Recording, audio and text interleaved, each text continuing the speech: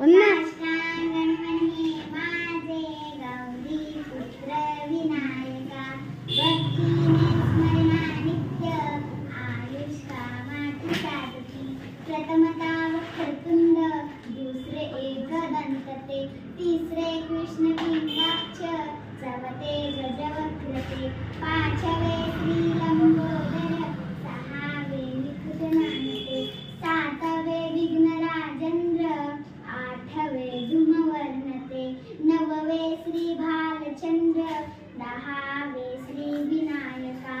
अकरावे गणपती बारावे श्री गजानन